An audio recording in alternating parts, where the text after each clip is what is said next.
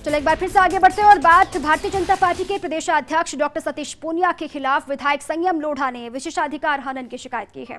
वहीं नेता प्रतिपक्ष गुलाब चंद कटारिया और उप नेता प्रतिपक्ष राजेंद्र राठौड़ ने पूनिया का बचाव किया है। उनका कहना है कि पूनिया ने किसी विधायक का नाम लिया ही नहीं था। ऐसे में उन पर विशेषाधिकार हनन का कोई मामला ही नहीं बनता है। विशेषाधिकार तब बनता है जब विधायक को विधानसभा कार्यवाही में जाने से रोका जाता है। वहीं बीजेपी प्रदेशाध्यक्ष डॉक्टर सतीश पूनिया का कहना है कि फिलहाल उन्हें विशेषाधिकार हनन का नोटिस नहीं मिला है। अगर नोटिस मिला तो इसका जवाब वो देंगे। उन्होंने कहा कि ये मामला सदन के बाहर का है। विधानसभा में मामला चला गया तो फैसला विधानसभा अध्यक्ष सीपी जोशी को करना है।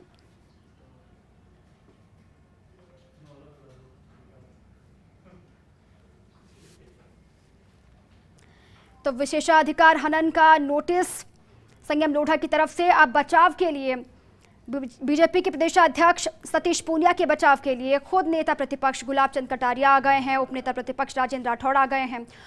राजेंद्र राठौड़ ने साफ कहा है कि उन्होंने किसी विधायक का नाम लिया ही नहीं था, तो फिर विशेषाधिकार बनता ही नहीं है।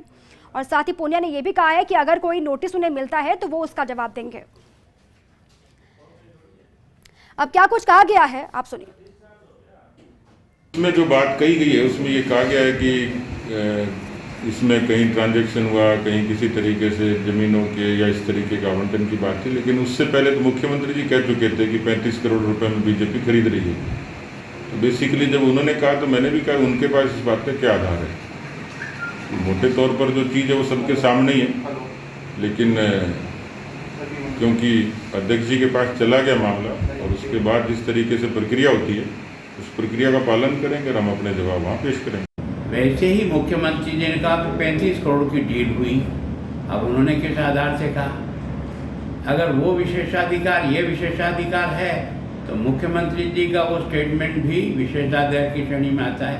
पर मैं सोचता हूँ ये विशेषाधिकार की श्रेणी में नहीं आएगा, क्योंकि हाउस में कोई ऐसी बात कही हुई हो जिसके कारण से किसी व्यक्ति का या हाउस के परमिशन में कोई ऐसी घटना हो जिसके कारण से कोई विधायक का विशेषाधिकार खत्म होता है, तो विशेषाधिकार का होता है। आप कहीं घर पे जा रहे हो और आपके पड़ोसी से झगड़ा हो गया और उसने आपको कह दिया, वो विशेषाधिकार कैसे हो सकता है? जब किसी भी मान्य सदस्य के विरुद्ध में उनके अधिकारों का हनन होता है तब विशेषाधिकार हनन का एक प्रस्ताव बनाकर मान्य विधानसभा के अध्यक्ष के सम्मुख प्रस्तुत होता है, तो विशेषाधिकार समिति के सामने प्रस्तुत करते हैं।